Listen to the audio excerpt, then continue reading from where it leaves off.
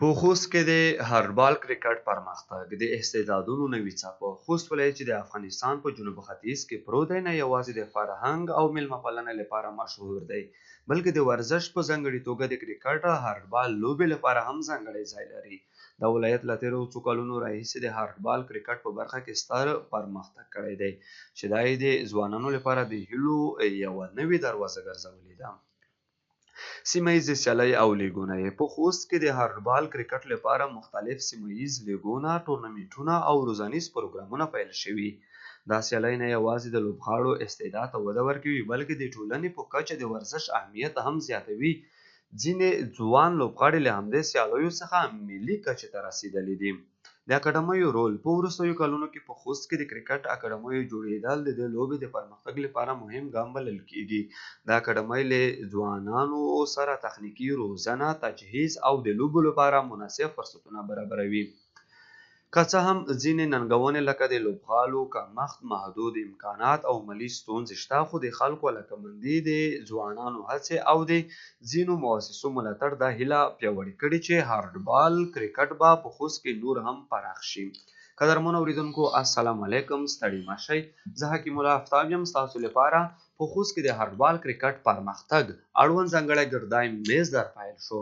په ګردي میز کې راسره د خوست کرکټ پیاوړی لوبغاړی لعل باچا ځاځی او د دې ترڅنګ الیاس یعقوبی راسره دي. دواړه د کرکټ تکړه لوبغاړي دي. دوی سره پر همدغه تړاو خبرې اترې کوو. په سر کې تاسو دواړو ته ښه راغلاست وایو. ستړي مه شئ. مننه. سلامت سئ آفتاب صاحب. تاسو ته او د سولې پیغام راډیو ټولو لیدونکو ته سلامونه وایم او تاسو ته ډېره مننه چې موږ ته مو په دا مهمه خپرونه کې وخت راکړو. ډېره مننه. مننه آفتاب صاحب. تاسو د سولې پیغام راډیو څخه مننه کوو چې موږ ته مو وخت راکړو او ډېره مننه. خوشحاله اوسئ، سلامت اوسئ. ډېره مننه. نو ځاځی صاحب، په سر کې تاسو ته راځو چې هاندبال څه ډول لوبه ده او له نورو لوبو سره څه ډول توپیر لري. په دې اړه لږ قدرمنو اورېدونکو ته معلومات ورکړئ. مننه آفتاب صاحب. هاندبال خو یوه داسې لوبه ده که چېرته څوک غواړي چې مقصد په انټرنیشنل لیول لوړو سټیجونو ته ځان ورسوي، نو معیاري کرکټ دی. د ټینس سره توپیر دا دی چې ټینس یو ساتیرۍ لوبه ده. مقصد خلک چې فارغه وخت کې یا کوم مازدیګري وخت وي، مقصد هغه ټینس کوي، ساتیري لوبه کوي. دا که غواړي چې مقصد هاندبال لوبه وکړي، هغې چا خبره چې مقصد او وخت هم غواړي، ټایم هم غواړي، خواري محنت هم غواړي، نو هاندبال یو ډېره توپیر لري. هاندبال معیاري لوبه ده او ټینس غیر رسمي یا غیر معیاري لوبه ده چې مقصد ساتیرۍ په وخت هر څوک کولی شي ترسره یې کړي. هاندبال مقصد لوازم هغه ډېر شیان دي چې مقصد سړی باید پوره مقصد سړی که بیټسمین وي هیلمټ واچوي، ټایپیډ واچوي، همداسې نور هغه لوازم محفوظ مقصد سړی پکې ونه لګېږي. دا توپیر دی چې مقصد او ډېر توپیرونه لري او هاندبال او ټینس ترمنځ. ځاځی صاحب، تاسو د هاندبال لوبه کله او څنګه پیل کړه؟ قدرمنو اورېدونکو ته په دې اړه معلومات ورکړئ. آفتاب صاحب، هاندبال سره خو ما ډېر ماشومتوب نه شوق و. اول وخت کې مو ټینس لوبه کوله، هغې نه وروسته چې ټینس یو څه وخت وکړلو او وخت مو اول نه ورته پیدا کېدلو، ځکه مونږ کوشش مونږ والد صاحب همدا و چې اول درسونه ووایي، نو هغې باوجود مونږ والد صاحب هم ورسره شوق، مونږ ټول فامیل کرکټ سره مینه لري او کرکټ باندې پوهېږي، نو هغې باوجود ما خپل کوشش کولو چې قرار مخته هاندبال لوبه شروع کړم. څه وخت تېرېدو، هغې نه وروسته مې وکولی شول چې هاندبال لوبې ته وخت هم پیدا کړم، نو هاندبال لوبه مې شروع کړله او د فامیل او ټولو په سپورټ هغې نه وروسته قرار مخته پسې راتللم. نو ډېره مننه. خوشحاله اوسئ، سلامت اوسئ. ځاځی صاحب، تاسو ته په راتلونکي کې نور هم پرمختګ غواړو. په اوس وخت کې د هاندبال لوبې لپاره څومره لوبغالي په خوست کې شتون لري؟ آیا هغه امکانات چې یوه لوبغاړي ته پکار دي تاسو ته برابر شوي دي؟ بلکل، ماشاءالله. خوست خو چې چا خبر چې د افغانستان په سطحه د کرکټ کور بللی کېږي، لوبغالي هم لري او اکیډمیانې هم لري. اوس څو اکیډمۍ نور هم فعالې شولې خوست کې. او بل خوست تر ټولو دا روغ ښه ځانګړتیا دا ده چې هر وخت د کرکټ لپاره موسم جوړ وي. تقریبا په ژمي کې هم کرکټ کولی شي، په اوړي کې هم کرکټ کولی شي، مقصد هر موسم کې خوست کې کولی شي چې مقصد ټورنمنټونه هم وشي، کرکټ هم وشي او موسم هر څه ورته جوړ دي. او سهولتونه فیسیلیټي چې دي هغه ماشاءالله چا خبره چې مقصد ډېر سهولتونه برابر شوي دي. همداسې اکیډمیانو کې کوچونه وښی، اکیډمیانې وښی، ګراونډونه وښی. نو څومره چې وغواړو چې مقصد د افغانستان په خط خوست د کرکټ کور دی، همداسې کرکټ هم پکې زیات شتون لري او لوبغاړي هم چې خبره شي مقصد لوړ سټیجونو ته رسېدلي دي. ډېره مننه ځاځی صاحب، تاسو ته بیا هم راځو. اوس راځو الیاس یعقوبي ته. یعقوبی صاحب، تاسې راته ووایئ چې تاسې د هارډبال لوبه څنګه او کله پیل کړه، څومره شوق مو ورسره و، له ټینس کرکټ سره یې توپیر څه دی؟ اول کې خو مې ټینس کرکټ ویلو په کلي کې، او په کلي کې مې ټینس کرکټ ویلو، خو هغه کرکټ چې و ما دپاره مهم نه و، او په درس مې څنګ کې ورسره ویلو چې ما د خپل پلار ډېر تشویق کولم کرکټ ته، او راغلم په کرکټ کې مې کورني کرکټ ته فایل کړو، هارډبال کرکټ ته، چې هارډبال کرکټ سره سینیر لوبغاړو سره لیدنه وشوه، کوچیانو سره لیدنه وشوه، او ډېره زده کړه ده چې هارډبال کرکټ یو ښه کرکټ دی او پرمختللی کرکټ دی. تاسو سره د ملي ټیم لوبغاړي په دغه برخه کې څومره مرسته کوي، څومره همکاري کوي چې تاسو هارډبال کرکټ کوئ؟ آیا دوی تاسو ته مشورې درکوي؟ او بالکل مخته مې یادونه ته وکړه چې ما چې لومړی ځل وار و زه کرکټ ته راغلم، ما په متخان اکاډمۍ کرکټ کې بالینګ کولو. اول خو کوچ و، چې کوچ راغلو ما سره یې ډېره په څنګ کې خواري وکړه. هلته نوي زدران دی، نسیم منګل دی، ما سره ډېره په دا اړخ بالینګ کې خواري وکړه. ډېره مننه، خوشحاله اوسئ، سلامت اوسئ. ځاځی صاحب، تاسې دغه د نویو ځوانانو رول په هارډبال کرکټ کې څه ډول ارزوئ؟ آیا په اوس وخت کې خلک څومره علاقه‌مند دي، لوبغاړي څومره علاقه‌مند دي د سیمه ییز کرکټ چې دوی هارډبال کرکټ وکړي، او له دې وروسته بیا د خوست په سطحه ولوبېږي، د زون په سطحه لوبې وکړي، او له هغې وروسته نور کرکټ وکړي، لیسټ اے سیالۍ وکړي، او د دې ترڅنګ انډر 19 ته ولاړ شي، الف لوبډلې ته ولاړ شي، او ملي ټیم ته ولاړ شي. په اوس وخت کې خلک څومره علاقه‌مند دي په دغه برخه کې د کرکټ لپاره د هارډبال؟ مننه افتاب صاحب، ډېره ښه پوښتنه دې وکړله. نو خبره دا چې ما میسج د دوی لپاره دغه دی چې اوس خو خوست همداسې ولایت دی چې دوی د یو لوی چا خبره شي مقصد سهولتونو فاسیلیټي نه دوی برخمن دي، او اکیډمیان هم لري، ګراونډونه هم لري، موسم هم جوړ دی د کرکټ لپاره هر وخت. نو دوی د اول داسې وکړي چې مقصد زده کړې دې نه پرېږدي، یو وخت یې زده کړې ورسره کوي او څنګ کې د کرکټ هم ورسره کوي، او خواري محنت دې وکړي په هر څه کې چې خواري محنت وشي، او یو هدف ته یو کوم ټارګټ چې وي هغه دوی طی کولی شي او ټارګټ ټچ کولی شي. نو دوی لپاره مقصد هر اکیډمۍ کې چې وګوري دوی ته کوچونه شتون لري، کرکټ بورډ کوچونه ورکړي دي، همداسې شخصي اکیډمیان کې کوچ شته دي، او همداسې پلیران شته دي، کرکټ شته دی، او فیچونه وګوري، ګراونډونه وګوري، ډېرې فیسیلیټي دوی لپاره مقصد سپیشلي د خوست او ولایت لپاره خلکو لپاره، او کولی شي چې مقصد د خپل استعداد او د خوارۍ د وجې کولی شي انډر 19 ته ولاړ شي، ولایتي ته راشي، انټرنیشنل کرکټ ته راشي. اوس افغانستان کرکټ ډېر پرمختګ کړی دی، نو نوي نوي استعدادونه رازرغونېږي، نوي استعدادونه، او دوی کوشش دی وکړي چې مقصد مخته راشي، خپل محنت دی وکړي، جاري دی محنت وساتي. نو انشاءالله یوه ورځ نه یوه ورځ دا کوم خلک چې تللي دي انټرنیشنل ته، انډر 19 ته، اے ټیم ته، هغه هم دغه په شان محنت کړی ده، خواري کړې ده. نو ورځ به ورځ به چا خبره شي مقصد نوي نوي لوبغاړي ځي، هغه زاړه به ځي. نو کرکټ داسې لوبه ده چې مقصد دایمي څوک نشي پاتې کېدلی، پوه شوې. نور نو ځاځی صاحب، تاسو خپل کرکټ راته وغږېږئ، تاسو تر کوم لیول پورې کرکټ کړی دی، څه ډول کرکټ مو کړی دی، او له دې وروسته به تاسو څه ډول کرکټ کوئ؟ په دې هم قدرمنو اورېدونکو ته معلومات ورکړئ. مننه افتاب صاحب، ما خو چا خبر چې د خوست کپټان، خوست ګریټو کې خوست کپټان پاتې شوی یم، د بامیانو کپټان هم پاتې شوی یم په ولایتي سیالیو کې، او انډر 19 ریجن مې کړی دی، انډر 19 کیمپونه هم کړي دي، او ګریډ 1 هم کړی دی، نورې کورنۍ سیالۍ لیګونه هم کړي دي، شپږیزې کیمپونه هم کړي دي. نو کوشش به هم دا وي چې انشاءالله نور هم مخکې لاړ شو، خواري محنت وکړو، مخکې لاړ شو، او انشاءالله نو راتلونکي امیدوار یو خپل هدف لپاره چې مقصد ځانونه ورسوو، خپلې هیلې چې دي هغه په رښتینو هیلو بدلې کړو. ډېره مننه ځاځی صاحب. راځو الیاس یعقوبي ته. یعقوبی صاحب، تاسو د هارډبال کرکټ سره یا د دغه لوبې سره شوق له کومه ځایه پیدا شو؟ کرکټ خو مونږ ډېره مینه ده چې کرکټ تقریبا ما 2019 کال کې شوق و د کرکټ سره، خو هغه وخت ما درسونه ویل، ما ته وخت نه و. کرکټ ما ته وخت نه و چې هلته ما درسونه ویل، خو بیا ځینې وخت به و خو کم به و. بیا چې کرکټ ته راغلم 2022 کال کې راغلم. کرکټ تقریبا 3 کاله کېږي چې ما فایل کړی دی رسمي کرکټ. هغه د خوست نه څخه انټر کلب کرکټ چې لال بدشاه ززی مو کپتان و تیر کال، او سږ کال هغه د ولایتي لومړی ځل و چې راغلو. په ولایتي کې مو انجري وه، انجري له امله ونه شوه چې ما ولایتي وکړه. نو د دې هارډبال کرکټ سره د هارډبال کرکټ سره باید په ورځ کې یو لوبغاړی که نه نور کوم تمرینات ترسره کړي؟ مثلا په کلبونو کې څومره تمرین دوی ترسره کړي چې دوی کلب وکړي؟ کلب ورته څومره مهم دی؟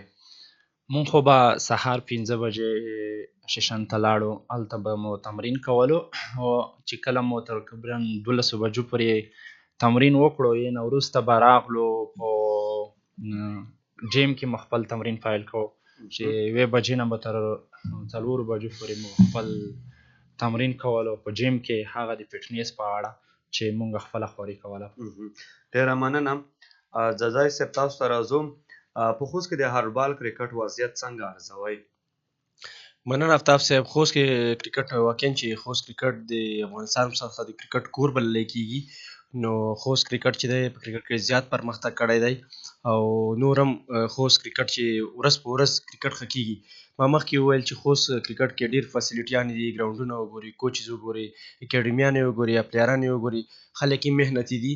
که وګورو مخته لیولو کې افغانستان په سطحه نیشنل ټیم کې وګورو، انډر 19 کې وګورو، ډومesټک کې وګورو، او د خوست پلیران په هر لیول کې په هر سټیج ته رسېدلي دي، او نور هم ورځ په ورځ ینګ سټار پروډوکټ کوي، تولید کوي، چې مخته لاړ شي، لیکونو ته لاړ شي، او نیشنل ټیم څوک نیشنل ټیم ته ځي، څوک انډر 19 ته ځي. ورځ په ورځ د خوست کرکټ نور هم په رشد کې روان دی. ځاځی صاحب، ستاسو په نظر د هارډبال لوبغاړي تر ټولو مهم مهارتونه کوم دي چې دوی باید ترسره کړي؟ تر ټولو مهم هارډبال کرکټ خو تر ټولو مهم چې دی، هغه باید اول خواري محنت وکړي، هغې نه دی وخت ورکړي، او وخت سره دی باید د نظم او ډسپلین ډېر څه باید معلوم وي. مقصد د پریکټس ټایم معلوم وي، او د جیم ټایم معلوم وي، د خوراک ټایم معلوم وي، او ریسټ ټایم معلوم وي، مقصد د چکر ټایم معلوم وي. نو که چېرته صحیح پاملرنه خپل تقسیم اوقات ته وکړي، نو کولی شي پلیر چې په ډېر کم وخت کې دی خپل ځای ورسوي، ځان ورسوي. نو تر ټولو مهم دغه دی چې نظم ډسپلین مراعات کړي، او خواري محنت څنګه کې ورسره وکړي، نو کوم د ټارګیټ یو هغې باندې فوکس وکړي، نو کولی شي چې مقصد هغه ټارګیټ ته ایزي ځان ورسوي. یعقوبی صاحب، ستاسو لپاره د پخوانیو لوبغاړو مشورې څومره مهمې دي، څومره اړینې دي، په تاسو باندې څومره مثبتې اغېزې کړې دي؟ په دې اړه قدرمنو اورېدونکو ته معلومات ورکړئ. مونږ خو بار کوشش دا دی چې کرکټ د سینیر لوبغاړو سره وکړو، ځکه چې دوی ډېرې تجربې وي. هغه نیشنل کرکټ دی ډېر کړی وي، ځکه چې مونږ نه دوی ښوي وي، ډېرې تجربې لري. مونږ مهم دغه ده چې د سینیر لوبغاړو سره باید مونږ ترڅنګ کې وو، خو دوی مونږ سره ډېره خواري کوي او ډېر کوشش کوي. لکه مخکې مې یادونه ته وکړه چې په خوست انټر کلب میچونو کې مونږ سره ځاځی صاحب و، مونږ سره یې ډېره خواري وکړله. په اکاډمۍ کې به درته ووایم چې نسیم منګل دی چې بار به یې په مونږ دغه غږ و چې زمونږ ترڅنګ ودرېږئ، مونږ تاسو سره خواري کوو. خو مخکې مې یادونه ته وکړه چې په مونږ کې ډېر فرق راولي، تقریبا چې ډېر فرق دی چې دوی سره مونږ چې کله یا په لوبو کې وو، یا په اکاډمۍ کې وو، یا په جیم کې وو، دی مونږ ته خپل استعداد اړتیا ښیي چې باید تاسو مونږ چې څه زده دي تاسو ته یې در وښیو، تاسو خواري وکئ، همت وکئ، زمونږ ځای ته به ځانونه راورسوئ. ډېره مننه. ځاځی صاحب، تاسو وړاندې یادونه وکړه چې د لوبغاړو دپاره جیم، خوراک، فټنس دا ډېر زیات مهم دي، اړین دي، او د تمریناتو وخت که نه تاسو د یو لوبغاړي په حیث باندې تاسو هارډبال کرکټ ترسره کوئ، تاسو د خوست لپاره کرکټ ترسره کوئ، تاسو د میساینک زون لپاره کرکټ ترسره کوئ، تاسو په بېلابېلو کورنیو تجارتي لیګونو کې لوبېږئ او د دې ترڅنګ لیسټ اے سیالیو کې ګریډ 1 کې تاسو چې په دغو سیالیو کې لوبېږم، تاسو په خپله آیا څه ډول وخت ورکړی دی دغو ته؟ تاسو په خپله په ځان کې څه ډول بدلون راوستلی؟ قدرمنو اورېدونکو ته په دغه اړه هم معلومات ورکړه چې تاسو څه ډول هغه د ورځني ژوند دغه کارونه سرته رسوئ. مننه آفتاب صاحب. نو خبره ده چې هارډبال کرکټ ما مخکې څنګه وویل نظم ډسپلین ډېر مهم دی. همداسې موږ هم کړي دي کرکټ ته مو ډېر زیات وخت ورکړی دی. کوم فارغ وخت چې هغې ته بیا موږ لکه دکان کې مصروفیت یا نور کور مصروفیتونه وي، خو کله چې موږ یا ایونټ وي یا میچونه وي هغې وخت کې موږ بیا پوره وخت ورکوو، خپل ټارګېټ باندې فوکس وي، همدا مو هدف دی، همدې باندې مو فوکس وي. بیا هغه نورو کارونو ته موږ دونه فوکس نه کوو، دونه کوي نه. کوم چې موږ ټورنمنټونه وي یا ایونټ وي او یا میچونه وي هغې باندې فوکس وي، هغې باندې خواري وي، هغې په ذهن کې هر څه مو هغې ته کړي وي. بیا دا نور کوم شیان چې دي هغه په ایکسټرا وخت کې کوو، لکه مقصد ملګرو سره چکر شولو یا داسې نور اساطیري شول، هغه بنډارونه شول، یا هغه نورو هغه وخت کوو. او کله چې میچونه وي بس هغې خواري په هغې باندې محنت کوو، هغې باندې فوکس کوو، هغې باندې مو هغې ته م ځان رډي ساتلی وي چې ته نه د هغې میچونو کې موږ رزلټ بیا پازیټیو راوځي. هغه وي مې شکر الله جل جلاله ډېر رضا یو چې هغې باندې هر ټورنمنټ کې موږ رزلټ پازیټیو او ښه راځي. ځاځی صاحب، تاسو په کوم کلب یا ټیم کې چې لوبې کوئ تر ټولو یادونکې لوبه مو کومه یوه وه چې قدرمنو اورېدونکو ته په دې اړه هم معلومات ورکړئ چې تاسو تر اوسه پورې هم یاده وي؟ آفتاب صاحب، لوبې مو ډېرې کړي دي، نو تر ټولو ښه لوبه چې خبره چې مقصد دا تېر جالبه لوبه وه چې مقصد حتی میچ مې ګټلی و، خو اخر کې چې خبره چې بدبختانه میچ موبایل نو د ولایتي سیالۍ وې بامیانو خلاف و چې موږ ته یې ټارګېټ هم ښه ټارګېټ راکړی و. تر اخره پورې زه لاړم په 15 رنز باندې آوټ شولم، حتی نو یو څو 15 که 6 رنز باندې مقابل کې موږ میچ وبایللو. نو هغه لوبه ما ژوند کې نه هېرېږي چې مقصد ډېره نږدې لوبه وه، موږ ته لاسته راغلې لوبه، میچ مې ګټلی و او بختانه چې اخره کې زه آوټ شولم. 4-5 وکټونه وروسته پاتې وي او 14-15 رنز و، هغې 15 رنزو کې چې خبرې موږ پوره نه کړل. نو تر اوسه پورې مو په یوه ورځنیو سیالیو کې تر 200 پورې منډې کړې دي؟ هو بالکل، میچونه مو چې خبره چې سینچرۍ هم کړي دي او همداسې نور پرفارمنسونه هم کړي دي او ورځنیو کې یو څو ځلې مو 200 رنز کړي دي. یعقوبی صاحب، د هارډبال لوبې ګټې او مثبت اغېزې څه دي؟ تاسو خو سیمه ییز کرکټ هم کړی دی، د سیمه ییز کرکټ سره د ټینس بال سره یې توپیر تاسو څه ډول وینئ؟ ما خو چې مخکې ټینس ویلو، په هغه وخت کې ټینس زما لپاره هیڅ په درد نه و، او د ټینس له امله ما ته خپې ته انجري ولګېده، میلې ته مې انجري ولګېده. ټینس کرکټ صحیح ده چې هغه ځوانانو لپاره ښه دی چې په کلیو کې وي خو د نشهیي په توکو څخه په امن کې وي. دوی هارډبال کرکټ خو چې زه درته ووایم چې کله موږ راغللو هارډبال کرکټ موږ شروع کړلو، په هارډبال کرکټ کې ما ډېر استعداد ولیدلو او ډېر بدلون په ما کې راغلو. ډېره مننه. نو تاسو په خپله د یو لوبغاړي په حیث که نه چې تاسو سیمه ییز کرکټ هم ترسره کړی دی، تاسو هارډبال کرکټ هم ترسره کړی دی، آیا هارډبال کرکټ چې ده دا د چال و هنر د فکر لوبه ده او که د زور لوبه ده؟ کرکټ خو ما مخکې درته وویل چې کرکټ خو د زور خبره نه ده، ځکه چې کرکټ چې ده د چال وال خبره ده. بیټسمین به نه په داسې چې ته په زور غلط کې نن سبا هر پلیر وي خواري کړې وي او تکلیفونه یې کړي وي، او کرکټ چې دی کرکټ د چال هنر لوبه ده. په کرکټ کې باید چال هنر او خواري به ترڅنګ کې تا سره وي. ډېره مننه، خوشحاله اوسئ، سلامت اوسئ چې له موږ سره یې او قدرمنو اورېدونکو ته د دې هارډبال کرکټ اړوند خبرې اترې کوئ. ځاځی صاحب، هارډبال کرکټ کې کوم تجهیزات اړین دي چې باید یو لوبغاړی له ځانه سره ولري؟ مننه آفتاب صاحب.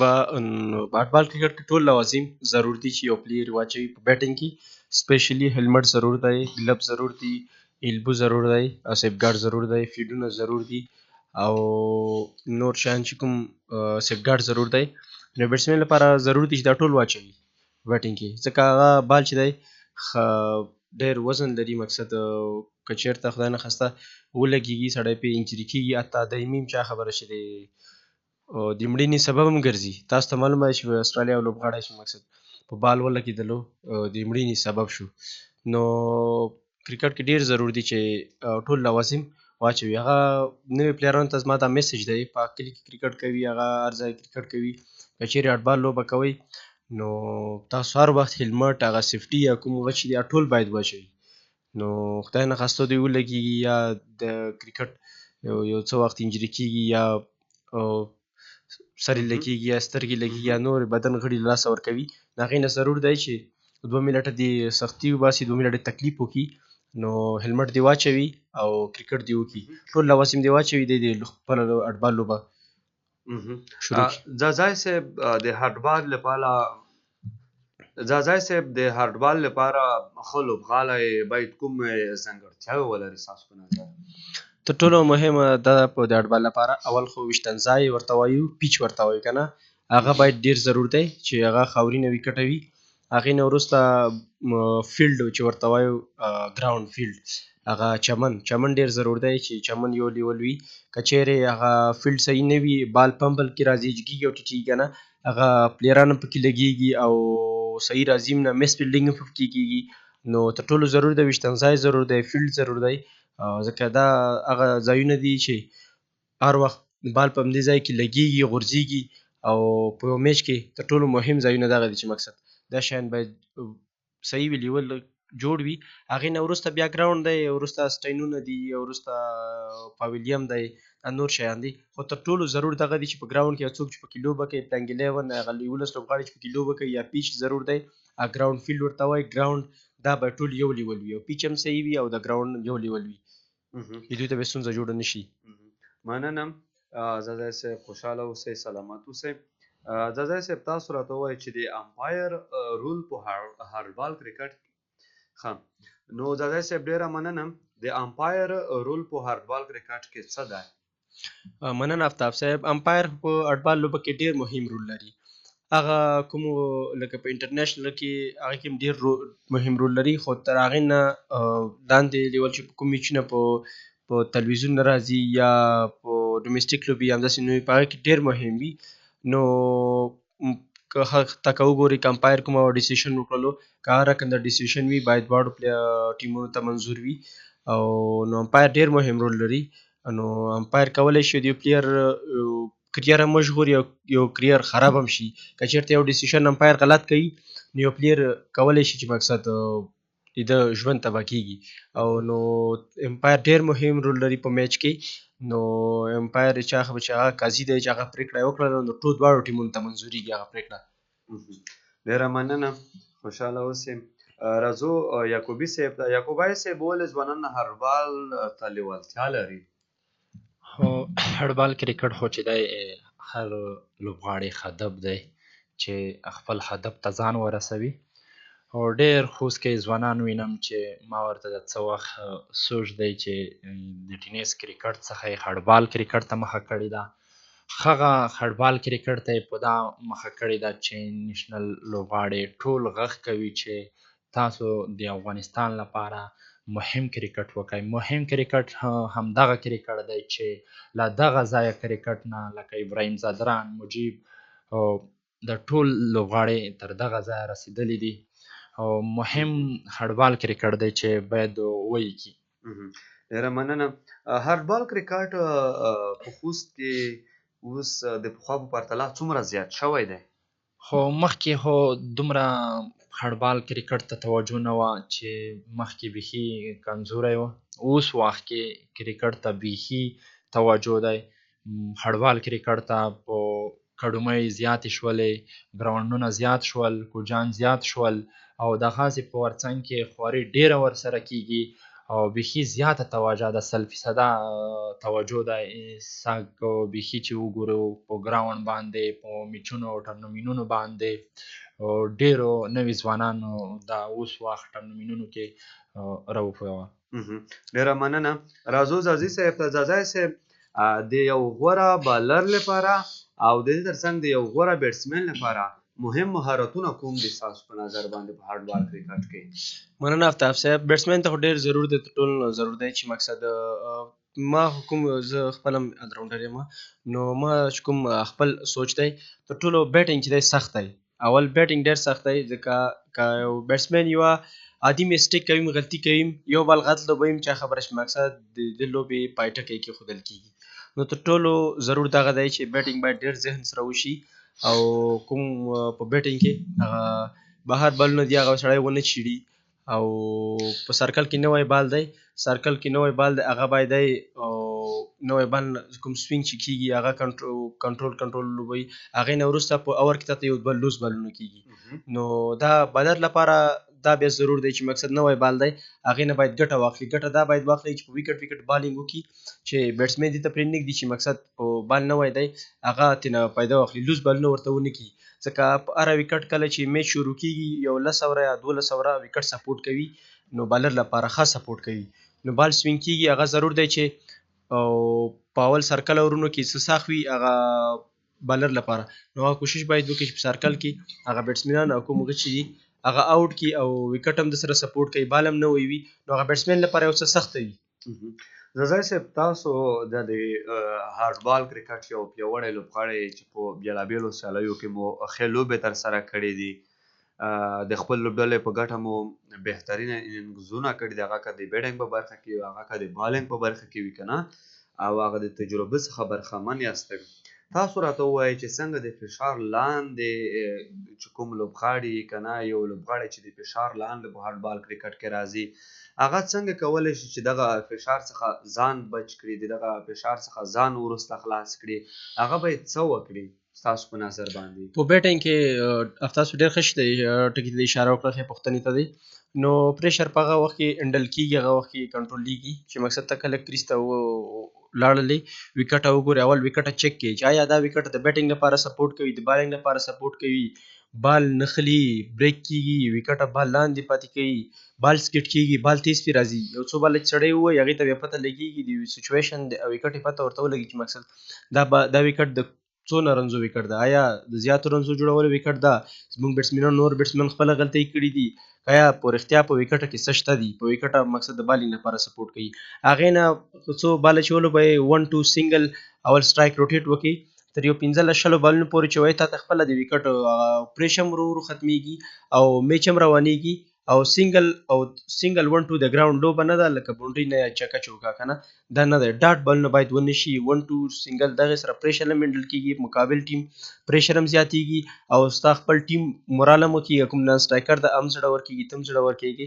نو دې سره هسته هسته بالران یو نیم دوه باله اور کې هم حتی لوز کوي، هغې باندې لوز بالونه چې ووایي او دوه بونډرۍ چوکۍ یا چکې راشي نو پریشر هم ختمیږي، میچ هم چلیږي. نو دې سره بیټسمین ته ضرور دی چې دا باید وکړي، کوم سچویشن والا چک کړي چې ویکټ ته لاړ شي.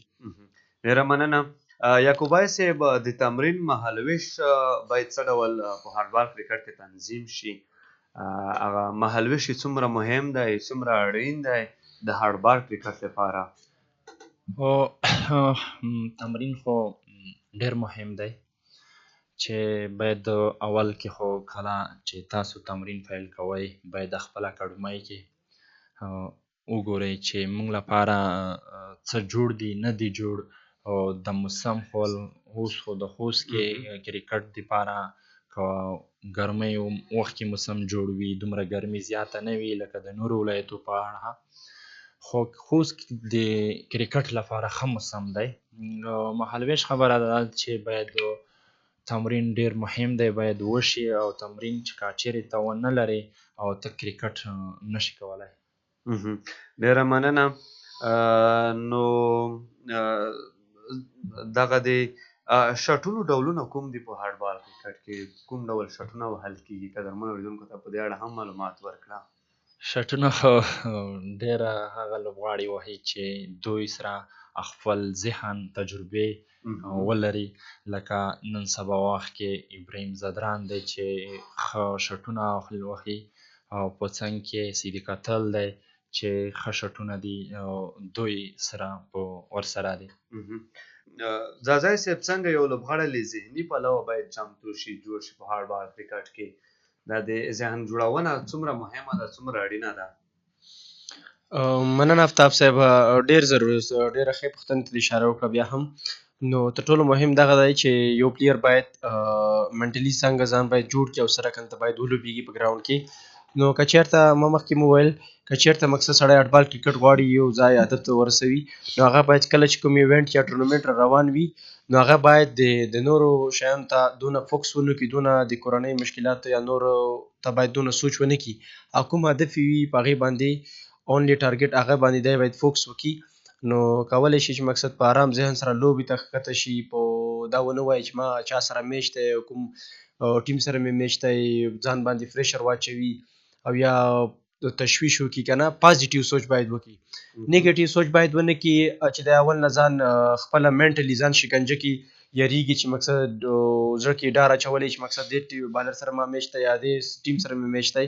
نو که چېرته سړی پازیټیو مایند سره لاړ شي او ګراوند کې مثبت ولوبېږي او کوم استعداد چې دی لري په خپل استعداد باندې باور ولري، په خپل باندې که کوم دی په خپل باندې باور ولري وړتیا باندې کولی شي چې په هر میچ کې پازیټیو ریزلټ هم ورکړي او څنګه چې وغواړي که لوی انینګز ته ځي لوی انینګز کولی شي، که 50 رنزو پورې ځي 50 رنز کولی شي. هغه لکه یو موټر کې چې کلي تاووی په سټرینګ موټر دې چالان کو سټیرنګ کوم طرف ته موټر تاووی هغې پورې تاویږي. نو که ته غواړې چې مقصد لوی انینګز وکړې هغه تا پورې اړه لري، کله چې په ګراوند کې سټی وکړې لوی انینګز وکړې او نو که نه غواړې مقصد په خپله ځان اوټی نو هغه بیا ځان سره ظلم دی. نو تر ټولو مهم دا دی چې سړی باید پازیټیو سوچ سره لاړ شي او فټنس ته ډېر باید خیال وساتي چې دا په لوی انینګز کې او په منټل لیګ کې فټنس ډېر ضرور دی. که چېرته یو سړی یو پلیر وي هغه او فټنس یې جوړ نه وي هغه تر 50 یا 60 لکه 50 څلوېښت رنز چې کوي هغه بیا ستړېږي، هغه دماغ هم کار پرېږدي، منټلي هم کېږي او د شاټ ټرای کوي، کوشش کوي مقصد بور کېږي ګراوند کې، وایي چې مقصد دا فیلډینګ سیشن وي وایي چې د فیلډینګ نه دې وځمه او که د بیټینګ وي مقصد ځان زر اوټوي. او که چېرته مقصد فټنس هم جوړ وي نو منټلي بیا خو چا خبر دی فټنس ډېر ضرور دی. نو هغه کولی شي لوی انینګز هم وکړي، ریکارډونه هم جوړ کړي، څه رقم چې وغواړي هغه به کرکټ نه خوند اخلي، تا نه به کرکټ خوند نه اخلي، ته به کرکټ نه خوند اخلي. یعقوب بھائی صاحب په وروستیو کې ستاسو پیغام د هغو ځوانانو لپاره چې غواړي هارډبال کرکټ پیل کړي څه دی؟ او مخکې مې یادونه درته وکړه چې ځوانانو لپاره خو کرکټ په څنګ کې درس مهم دی، باید اول درس ووایي، درس نه وروسته باید کرکټ ته او داسې نورو سپورټو تمریناتو ته باید دوی مخه کړي چې د نشهیو توکو څخه په امن کې وګرځي، ځکه چې د دوی لپاره که هغه فوټبال دی که والیبال دی که کرکټ دی او که داسې نور تمرینات او هر څه دي دوی لپاره ډېره ګټې دغه دي چې د دوی د نشهیو توکو څخه په امن کې. ډېره مننه، خوشحاله اوسئ، مهرباني ځاځی صاحب ستاسو پیغام هم اورو په وروستیو کې. مننه آفتاب صاحب، ما خو میسیج ځوانو لوبغاړو ته ټولو وطنوالو ته د اول دی درسونه ووایي، درسونه په څنګ کې د کرکټ وکړي او د کور مصروفیتونه دې ور ترسره کړي، کوم وخت فارغه وخت یې هغې ته کرکټ ته ورکړي. نو هارډبال کرکټ ډېر ضرور دی چې سړی وکړي، غواړي چې مقصد یو ځان هدف ته ورسوي، ځان ټارګټ ته ورسوي.